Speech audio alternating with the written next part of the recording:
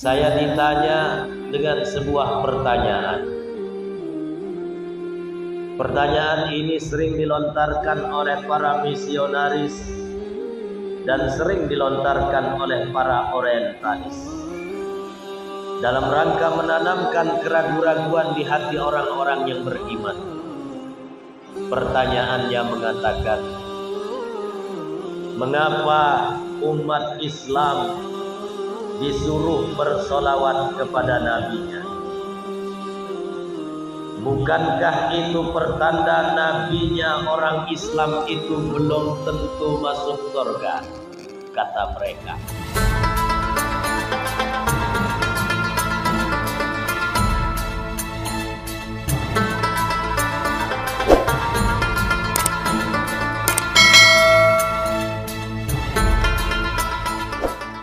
Assalamualaikum warahmatullahi wabarakatuh.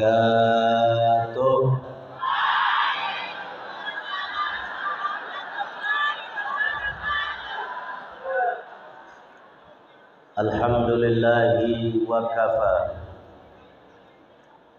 Wassalatu wassalamu ala sayyidina Muhammadinil Mustafa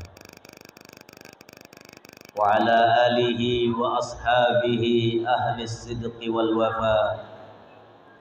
Amma ba'du. Yang sama-sama kita hormati dan kita banggakan Ketua YARSI Provinsi Nusa Tenggara Barat, Bapak Insinyur Haji Hambali. Beliau punya kakak namanya Imam Maliki, meninggal sekitar 2 tahun yang lalu, dan sewaktu meninggal kebetulan saya yang ditugaskan untuk menyampaikan takziah di kuburan ketika itu, dan saya baru tahu ternyata beliau punya saudaranya itu imam mazhab yang 4. Ada Imam Maliki, ada Imam Hambali, dan ada Imam Hanafi, ada juga Imam Syafi'i. Tepuk tangan buat beliau. Masya Allah. Ini keluarga yang berkah, insya Allah Ta'ala.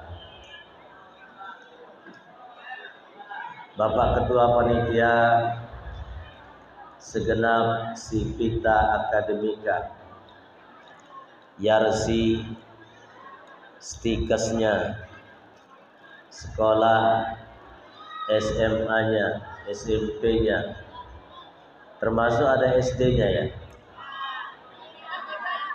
ada TK-nya juga.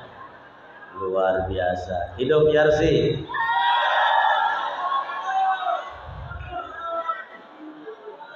Singkatnya, para hadirin dan hadirat, kaum muslimin dan muslimat rahimakumullah.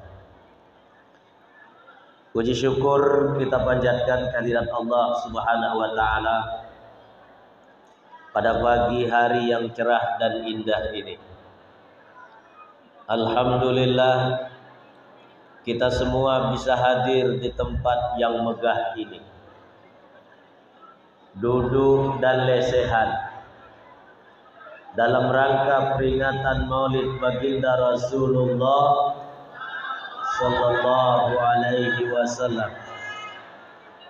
Semoga kelak kita duduk dan lesehan seperti ini di dalam surga, amin.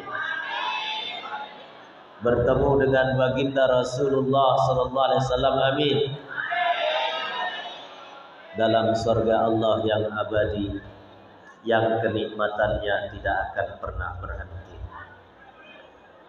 Salawat beserta salam semoga tercurah kepada Baginda Rasulullah sallallahu alaihi wasallam. Perhatikan, kalau saya menyebut nama baginda Nabi, usahakan untuk kita bersalawat kepada baginda Rasulullah sallallahu alaihi wasallam. Mengawali tausiah dan ceramah Maulid pada pagi hari ini, saya ingin mengajak kita semua untuk sejenak kita bersalawat kepada baginda Rasulullah sallallahu alaihi wasallam. Tolong ikuti saya ya. Sallallahu ala Muhammad, sallallahu alaihi wasallam, sallallahu ala Muhammad, sallallahu alaihi wasallam. Sekali lagi, sallallahu ala Muhammad, sallallahu alaihi wasallam, sallallahu ala Muhammad,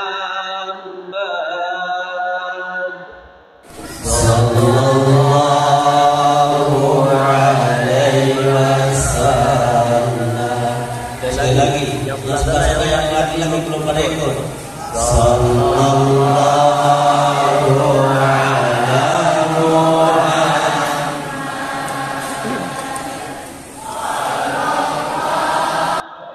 alaihi wasallam, sallallahu ala Muhammad, sallallahu alaihi wasallam.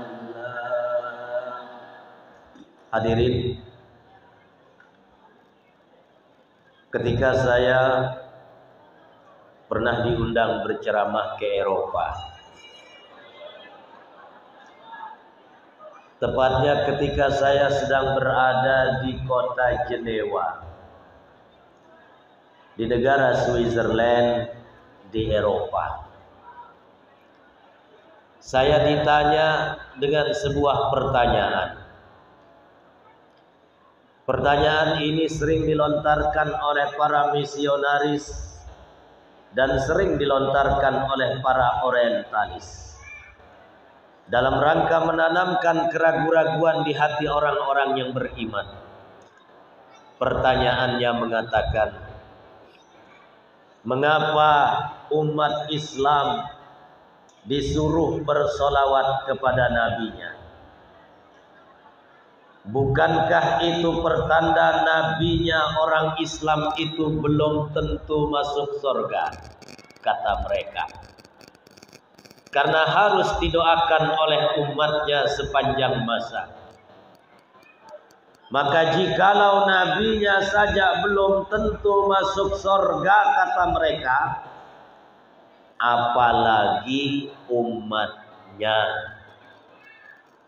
Perhatikan jamaah rahimakumullah. Kita bersolawat dan salam kepada baginda Nabi bukan untuk mendoakan Nabi masuk surga, karena beliau telah dijamin oleh Allah Subhanahu wa taala masuk surga. Bahkan sudah diberikan oleh Allah Subhanahu wa taala sebuah telaga di dalam surga. Beberapa waktu yang lewat sempat viral seseorang di Indonesia. Saya tidak akan sebutkan namanya. Dia mengatakan dia ini konon pernah menjadi Muslim, kemudian murtad menjadi Kristen dan sempat jadi pendeta. Na'udzubillahi min. Dia mengatakan tidak ada satupun ayat Al-Quran yang menyebutkan bahwa Muhammad itu berada dalam surga, katanya. Padahal dalam satu ayat Al-Quran di surat yang paling pendek, semua kita pasti menghafalnya. Di ayat yang pertamanya Allah Subhanahu wa taala mengatakan, Inna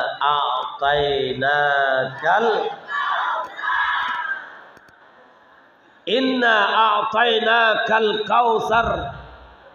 Sesungguhnya kami, kata Allah, telah memberikan kepadamu wahai Muhammad sebuah telaga di dalam surga. Telaganya namanya Al-Kautsar. Makanya kalian di samping mempelajari ilmu-ilmu umum, ilmu-ilmu yang sifatnya eksak liarsi ini, jangan sampai kemudian kalian tidak memperdalam ilmu agama. Supaya jangan sampai kayak si Fulan tadi, ia mengatakan tidak ada satupun ayat dalam Al-Quran yang menyebutkan Nabi berada dalam surga.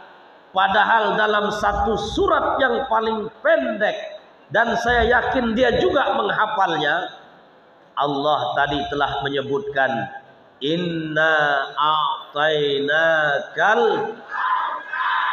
sesungguhnya kami telah memberikan kepadamu wahai Muhammad sebuah telaga di dalam surga, namanya Al-Kautsar. Jikalau telaga di dalam surga Allah sudah berikan, apalagi surganya. Telaga inilah, hadirin dan hadirat yang dirahmati Allah, yang sering kita baca dalam salawat berzanji. Ada yang suka baca berzanji di sini? Hah? Ada yang suka baca berzanji? Di dalam salawat berzanji itu ada ungkapan mengatakan begini, Hauduka safil mubarrad wirduna ayauman nusyurin. Ada yang hafal? Hah? Hafal nggak? Tolong ikuti saya, karena ungkapan ini mengatakan Hauduka safil mubarrad wirduna yauman nusyuri. Telagamu ya Rasulullah, yaitu telaga Al-Kautsar, wirduna, yang kami kelak umatmu pasti akan datang melewati telaga itu, yauman nusyuri, pada hari kiamat. Dan Nabi mengatakan, siapa nanti dari umat Islam yang sempat mendapatkan seteguk saja diberikan minuman dari telaga Al-Kautsar, la yazma min ba'dihi abada, dia tidak akan pernah kehausan selama-lamanya. Oleh karena itu, tolong ikuti saya bagi yang menghafal dan yang bisa mengungkapkannya. Ungkapannya mengatakan, Hauduka safil mubarrad wirduna ayauman nusyuri. Ada yang bisa ikuti saya? Hauduka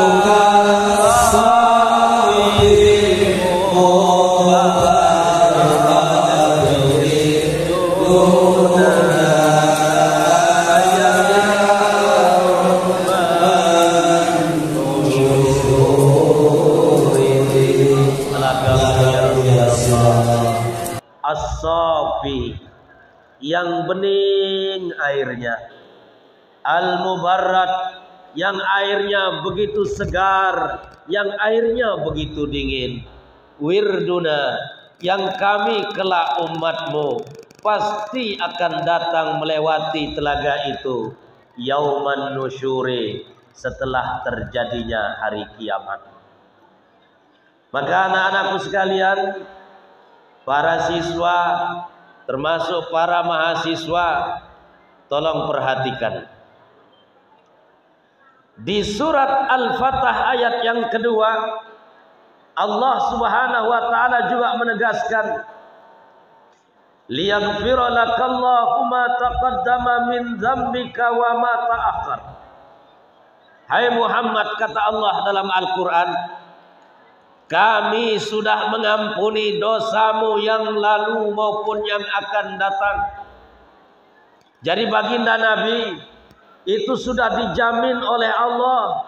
Bahkan beliau mengatakan dalam satu hadisnya, ana awwalu man yatruku babal jannah, saya kelak orang yang paling pertama akan mengetuk pintu sorga. Para penjaga sorga, para malaikat bertanya, man anta, siapa kamu yang berani mengetuk pintu sorga? Ana Muhammad, saya Muhammad, kata beliau. Maka kemudian para malaikat penjaga surga mengatakan, umirna alla naftaha hadzal bab qabla an tadkhulaha anta. Kami diperintahkan oleh Allah untuk tidak pernah membuka pintu surga sebelum engkau wahai Muhammad yang pertama kali memasukinya. Alhamdulillah. Perhatikan jamaah rahimakumullah. Maka salawat dan salam yang kita baca untuk sang baginda bukan untuk mendoakan beliau masuk surga, tapi salawat dan salam yang kita baca adalah sebagai bentuk salam hormat dan salam takzim kepadanya. Karena jangankan kita umatnya, jangankan kita manusia, Allah saja sang penciptanya, Allah saja sang Rabbnya, Allah saja sang Tuhannya, tidak pernah berhenti memuja dan memujinya lewat salawat dan salam yang selalu diperuntukkan untuknya. Makanya Allah mengatakan dalam Al-Quran, ya ayyuhalladzina amanu sallu.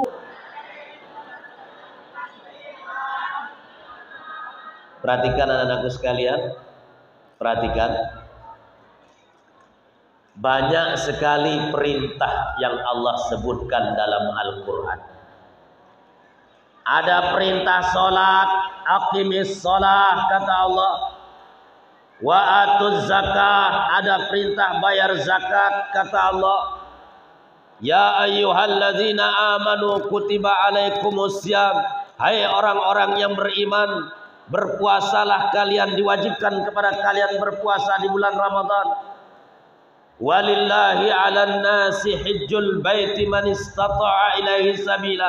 Ada perintah haji yang Allah wajibkan bagi mereka yang mampu melaksanakan ibadah haji. Perhatikan.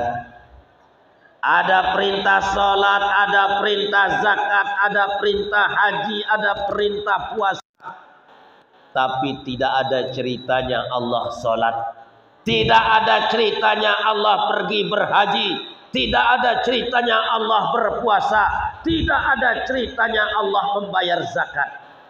Satu-satunya perintah dalam Al-Quran di mana Allah sendiri yang mencontohkan dan mengerjakan hanyalah perintah bersolawat kepada baginda Rasulullah Sallallahu Alaihi Wasallam, yaitu pada ayat yang tadi, innallaha wa malaikatahu, sesungguhnya Allah dan semua malaikatnya terus menyampaikan salawat dan salam kepada baginda Nabi.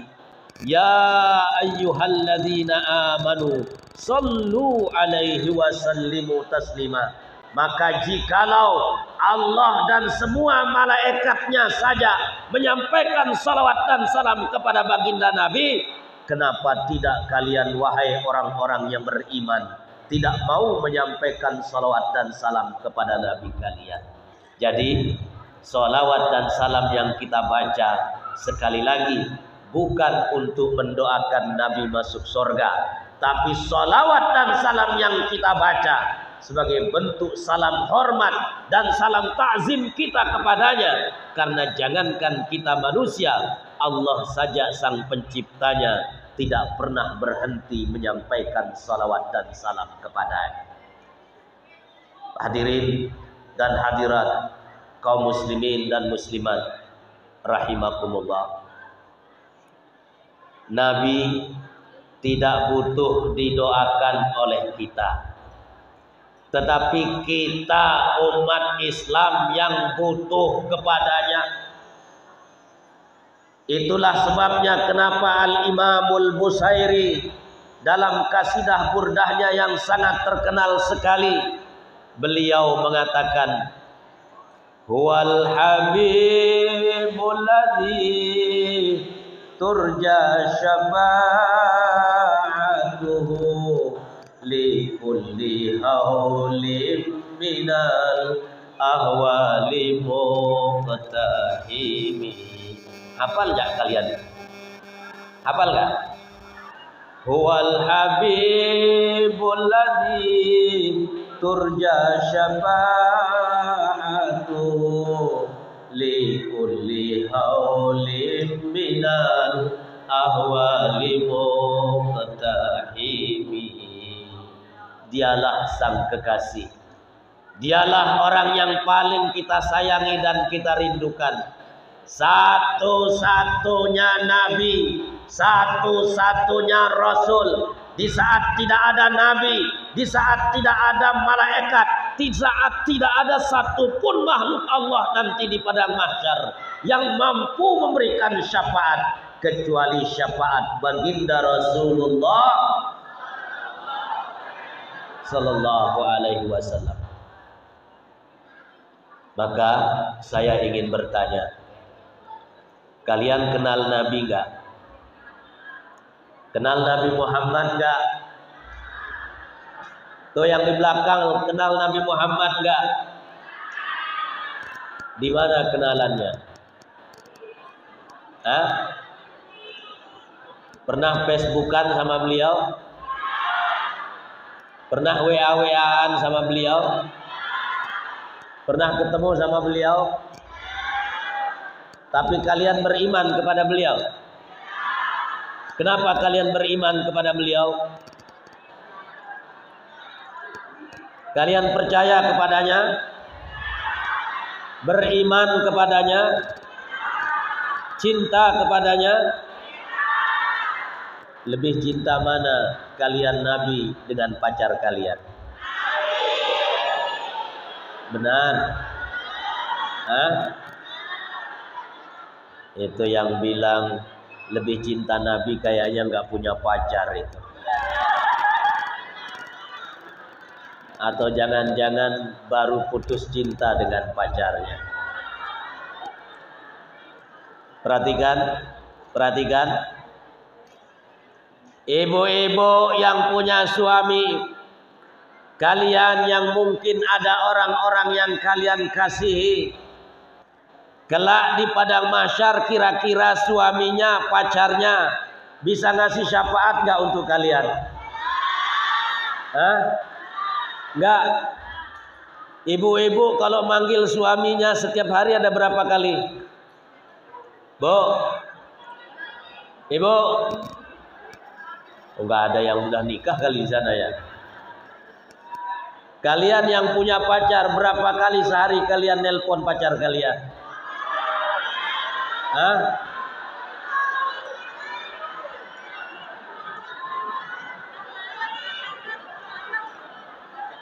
Nggak usah pacaran ya. Pacaran itu hukumnya haram.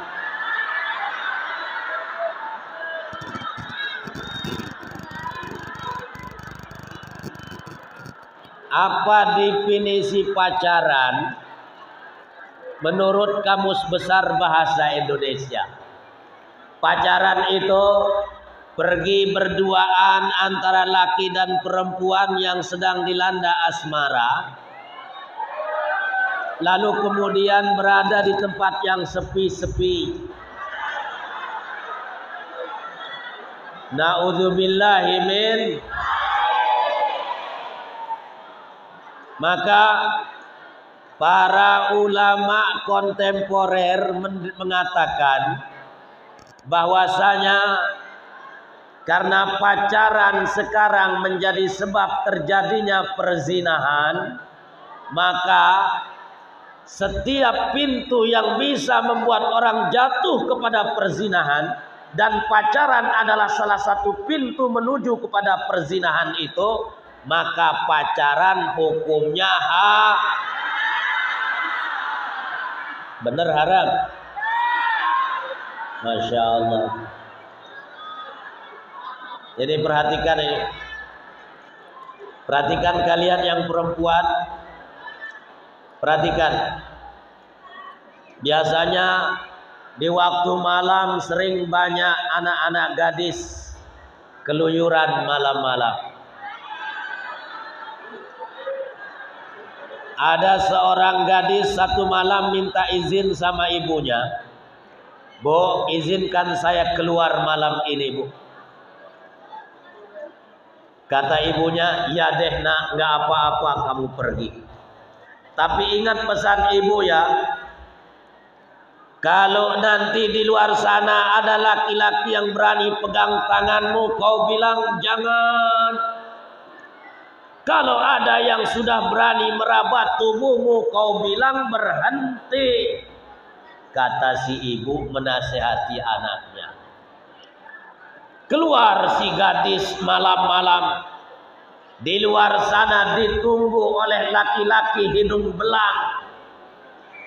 Ujung-ujungnya terjadi pelecehan seksual. Menjelang subuh baru pulang. Nangis dia. Loh kenapa kamu nak? Kata ibunya bertanya.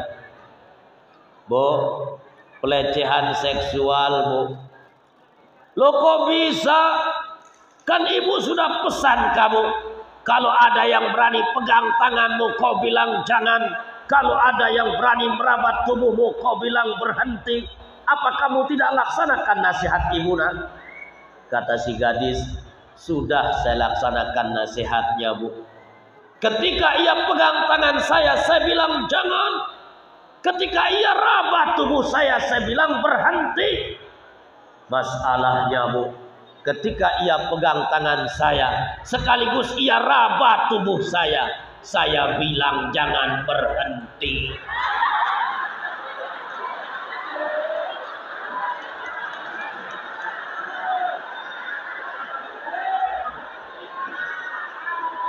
Masya Allah. Oh ya kemayan jarin. Ente demak imam dende uni. Ente demak awak endot uni. Tedemak iman kancawak dende endot uni. Na'udzubillahi min. Masya Allah. Perhatikan. Sekarang banyak terjadi apa yang disebut dengan MBA. MBA itu kepanjangan aslinya Master of Business Administration. Gelar master. Tapi sekarang MBA itu banyak diplesetkan menjadi Merit by Accident. Terpaksa dinikahkan. Saya nggak ibetian beculu. Na'udzubillahi min. Saya mau tanya, kalau sedan sama truk tabrakan penyoknya kemana? Penyoknya ke dalam. Kalau laki-laki sama perempuan tabrakan penyoknya kemana? Keluar. Na'udzubillahi min. Masya Allah. Perhatikan. Saya sering mengatakan dalam berbagai ceramah saya, kita umat Islam saat ini sedang mengalami apa yang disebut dengan a lost generation. ada satu generasi yang hilang, di mana anak-anak muda Islam banyak yang sudah jatuh dalam pergaulan bebas, banyak yang rusak oleh narkoba. Tahu kalian narkoba? Apa itu narkoba? Hah? Narkoba itu nasi rawon komak beragi kena. Banyak yang rusak. Perhatikan anak-anakku sekalian. Dulu Nabi pernah remaja sama dengan kita. Beliau pernah anak-anak sama dengan kita. Beliau pernah jadi pemuda sama dengan kita. Dan beliau hidup dalam masa yang dikenal dengan masa jahiliyah, di mana bobroknya, rusaknya jauh lebih rusak dibandingkan dengan zaman saat ini. Perhatikan.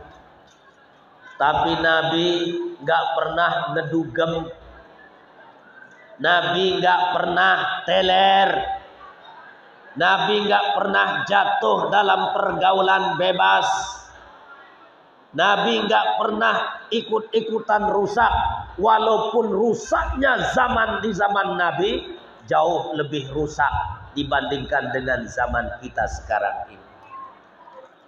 Perhatikan. Saya sering mengatakan sekali lagi, kita anak-anak mudanya sedang mengalami apa yang disebut dengan a lost generation. Ada satu generasi yang hilang, di mana banyak anak-anak muda kita kadang sholat saja sering main-main. Betul? Coba kalian lihat ini. Ada 4 orang sholat remaja, yang 1 jadi imam, 3 jadi makmum di belakang. Begitu tengah-tengah sholat, makmum yang paling kanan batuk pantatnya, ya,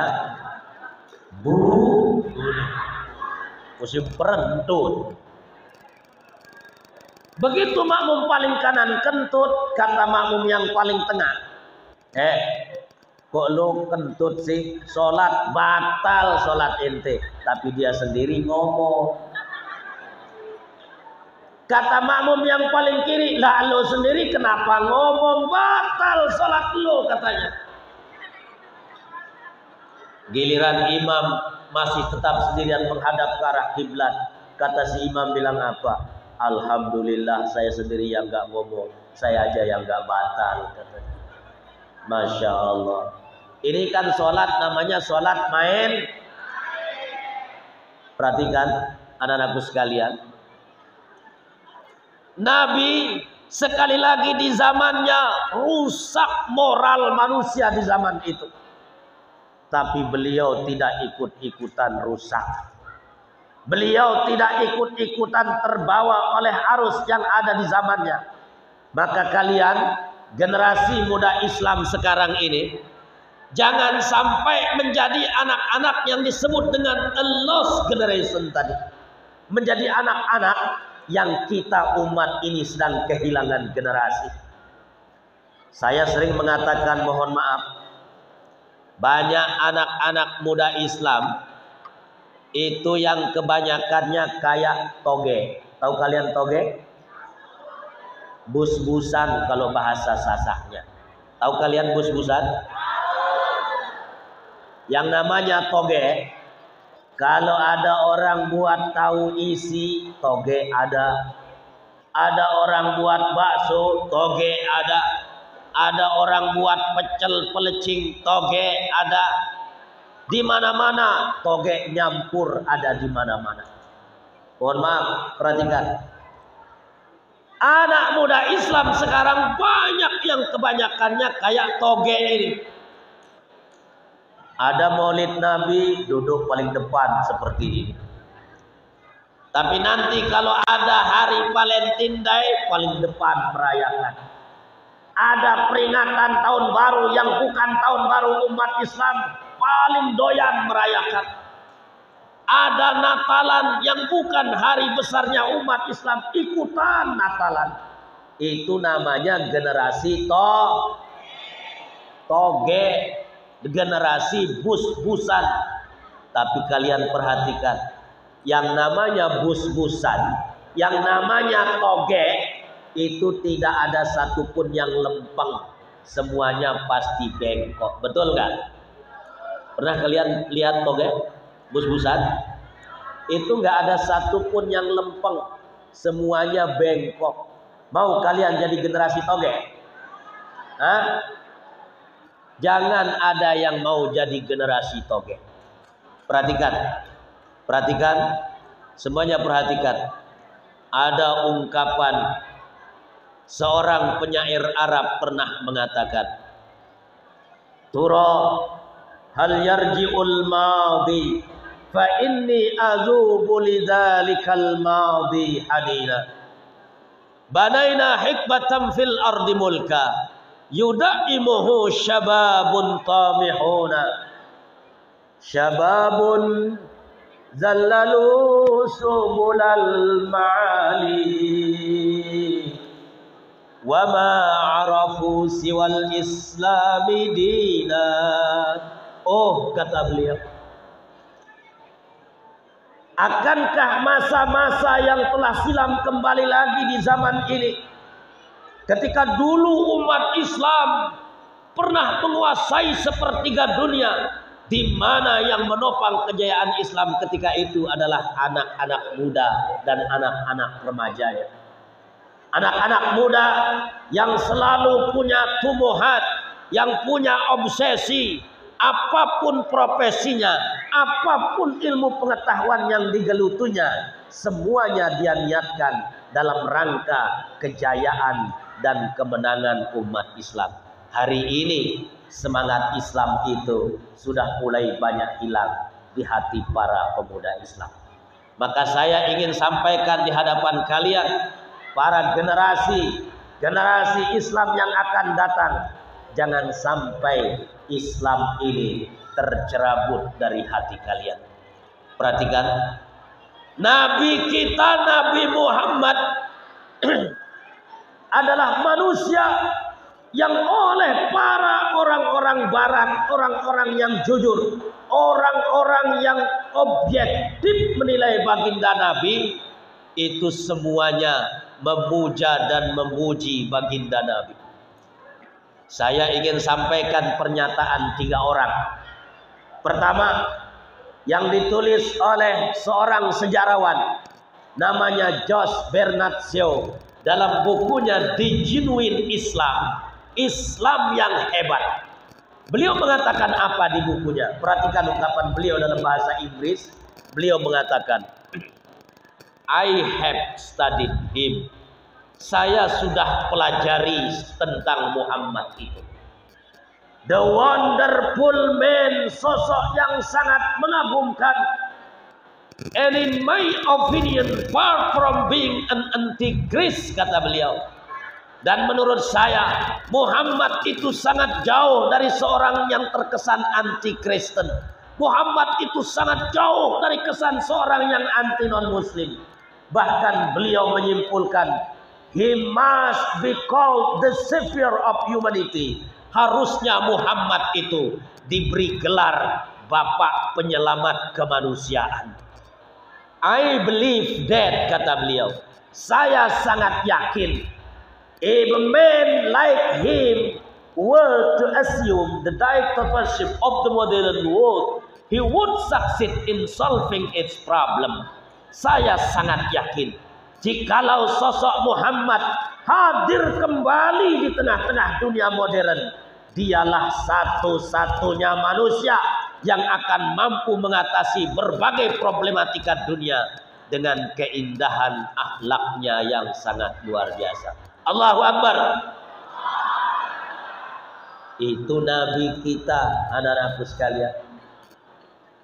Lain lagi yang ditulis oleh seorang penulis terkenal, masih hidup sampai hari ini, anak-anakku sekalian. Umurnya sekitar 87 tahun. Agamanya masih Kristen sampai hari ini. Tinggal di Amerika. Dia menulis sebuah buku terkenal judulnya The 100 Ranking of the Most Influential Person in History. 100 tokoh manusia yang paling berpengaruh sepanjang masa, di mana beliau menaruh Rasulullah Shallallahu Alaihi Wasallam di urutan yang pertama. Perhatikan, Michael Hart namanya, agamanya Kristen. Dia meyakini Nabi Isa itu sebagai Tuhan. Tetapi di bukunya, di buku The 100 Ranking of the Most Influential Person in History, dia menaruh Nabi Isa yang dianggapnya sebagai Tuhan dalam urutan nomor yang keempat. Tuhan ditaruh di urutan nomor 4. Ya. Apa kata beliau? Di depan bukunya dia mengatakan, "My choice of Muhammad to lead the list of the world's most influential person may surprise some readers and may be questioned by others." Kenapa saya memilih Muhammad menjadi yang pertama di antara 100 tokoh manusia yang paling berpengaruh sepanjang masa? Mungkin akan membuat pembaca buku saya terheran-heran dan bertanya-tanya. Karena beliau seorang Kristen, tapi dengan segala kejujurannya, Michael Hart mengatakan, "He was the only man in history." Dialah satu-satunya manusia dalam sejarah manusia who was supremely successful on both the religious and secular level.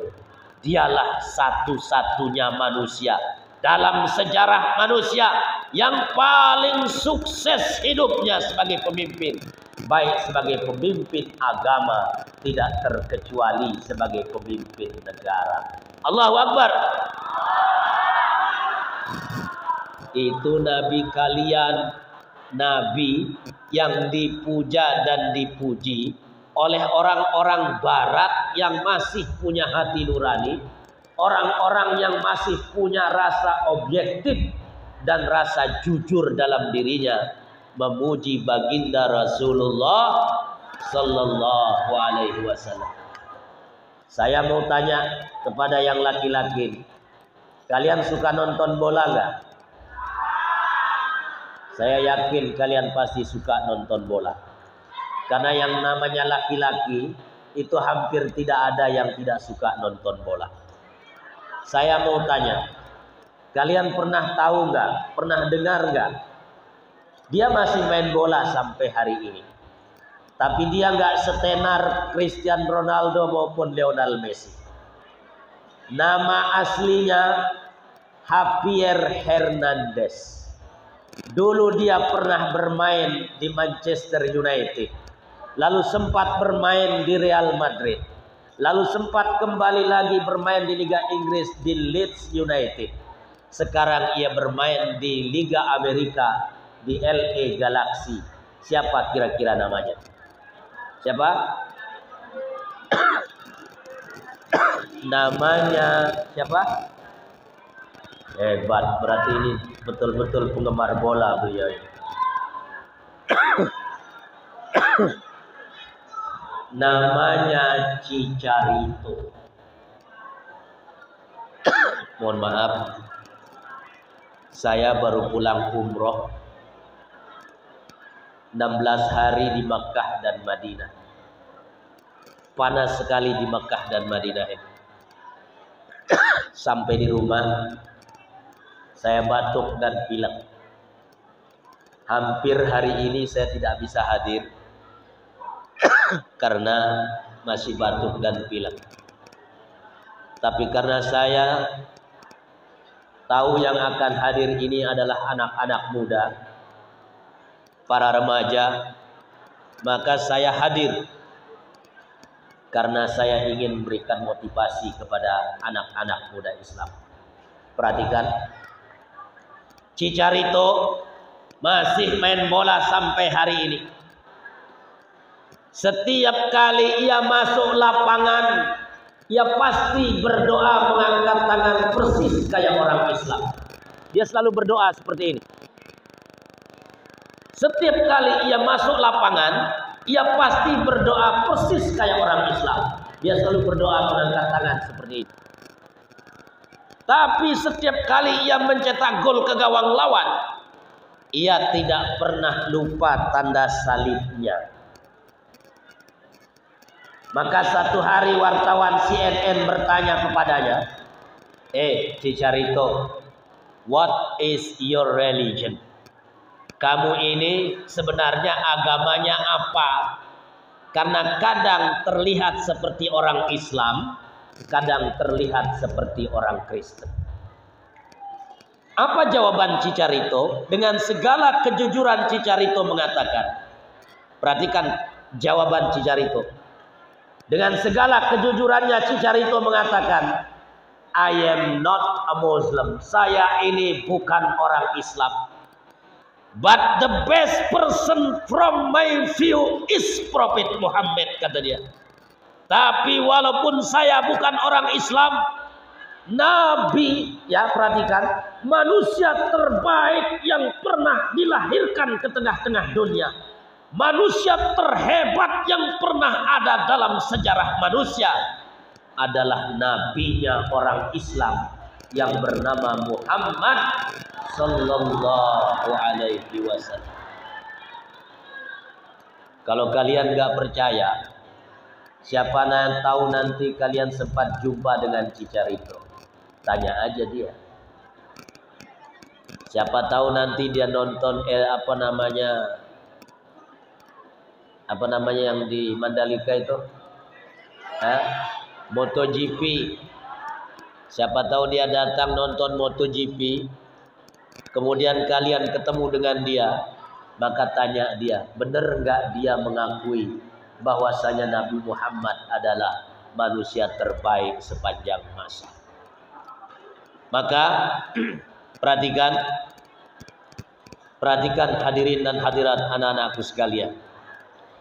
Jikalau hari ini kita memperingati Maulid Baginda Nabi, jikalau hari ini kita merasa cinta, sayang dan rindu kepada Baginda Nabi, maka saya ingin mengajak kita semua untuk kita betul-betul mengekspresikan cinta kita kepada Baginda Nabi itu. Jikalau kalian pelajar, jikalau kalian mahasiswa, jadilah kalian pelajar dan mahasiswa yang menggunakan masa-masa sekolah dan kuliah kalian untuk belajar dengan sesungguhnya. Lalu kemudian kalian kelak menjadi orang-orang hebat, menjadi orang-orang besar, yang dengan kebesaran, yang dengan pangkat dan kedudukan kalian akan perjuangkan dan kalian akan bela agama Baginda Rasulullah sallallahu alaihi wasallam. Saya mau bertanya, are you ready? Sekali lagi, are you ready? Are you ready? Perhatikan. Sebelum saya akhiri, saya ingin mengajak kalian untuk kita belajar dari jari-jari tangan kalian. Coba angkat jari-jari tangan kalian. Angkat jari-jarinya. Ini namanya apa? Kelingking apa kelengkeng ini? Yang ini namanya apa? Jari manis. Yang ini namanya apa? Yang ini namanya apa? Telunjuk. Yang ini namanya apa? Jempol. Perhatikan. Saya ingin mengajak kalian, kita belajar dari jari-jari tangan kita ini. Yang pertama, ini tadi namanya jari kelingking. Ini gambaran kita ketika kita masih balita. Di sini ada anak-anak PAUD, ada anak-anak SD. Ada yang umurnya di bawah 5 tahun di sini? Ada?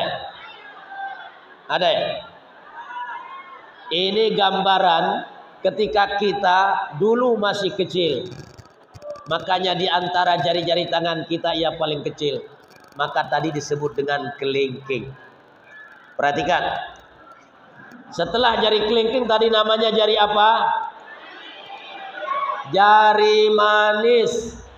Ini adalah usia kalian ini. Yang kesini kesana. Ini usia kalian. Usia di mana kalian semua kepingin yang serba manis. Betul? Kepingin yang semuanya serba enak. Betul? Saya mau tanya, tolong jawab dengan jujur. Jalan-jalan ke mall, pahit apa manis? Pacaran, pahit apa manis? Yang bilang pahit kayaknya baru putus cinta itu. Saya tanya sekali lagi. Jalan-jalan ke mall pahit apa manis? Dibangunin sholat subuh oleh orang tuanya pahit apa manis? Hah? Dibangunin sholat subuh oleh orang tuanya pahit apa manis? Sebagian ada yang bilang pahit, sebagian ada yang bilang manis. Berarti banyak yang nggak jujur di sini. Mohon maaf, Pak Kepala Yarsi, tolong pinjamkan saya di Polda. Ada alat namanya lie detector namanya. Alat untuk mengetes orang itu jujur apa bohong. Saya mau tanya sekali lagi. Dibangunin sholat subuh pahit apa manis? Takut juga dia kalau didatangin lie detektor ya. Dibangunin sholat tahajud pahit apa manis? Disuruh rajin belajar pahit apa manis? Perhatikan. Ini usia kalian sekarang ini. Usia jari manis, di mana kalian kepingin yang serba manis, kepingin yang serba enak-enak. Perhatikan, setelah jari manis, jari apa namanya? Jari tengah. Di antara jari-jari kita, jari mana yang paling tinggi? Perhatikan, kalau kalian nanti sudah dewasa, kalau kalian kepingin menjadi orang tinggi setinggi jari tengah kalian, maka jangan di usia kalian yang serba kepingin manis-manis ini, jangan di usia kalian yang serba enak-enak ini, kalian isi semuanya dengan yang manis-manis. Kalian harus isi juga dengan yang kalian isi juga dengan hal-hal yang membuat kalian merasa menderita. Karena perhatikan.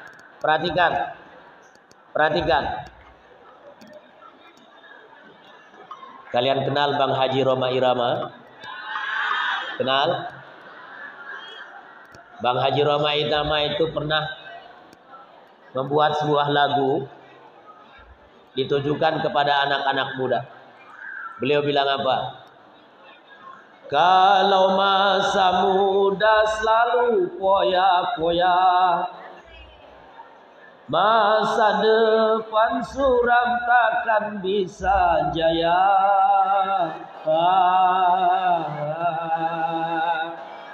Ya. Kalau masa muda selalu hura-hura, masa depan takkan bahagia.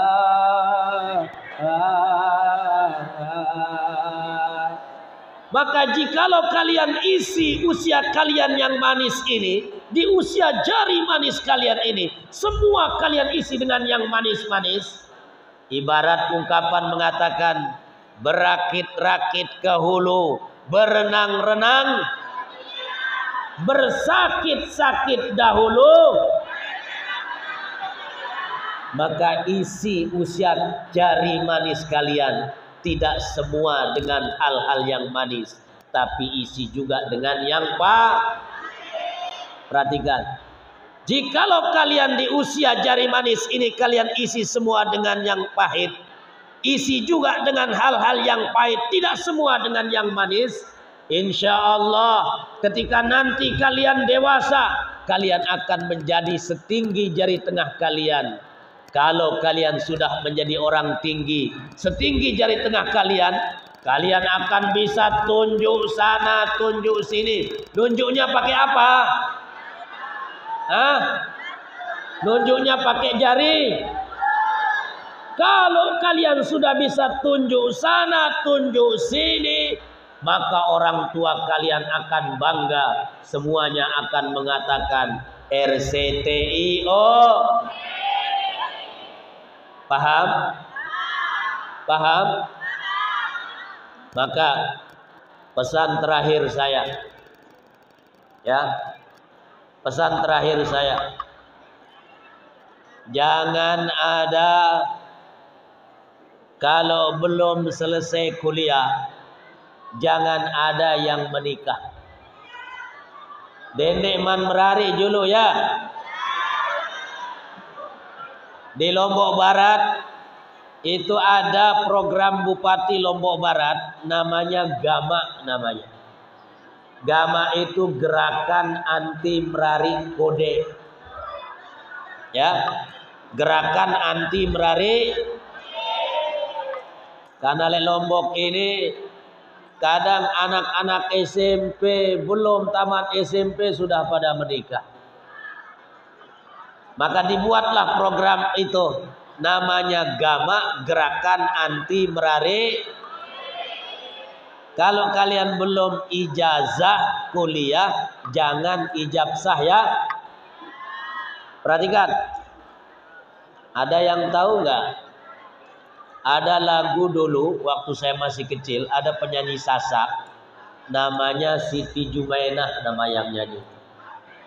Pernah kalian dengar? Ada lagu Sasak, dia bilang begini, dengerin baik-baik. Diperhatikan ini.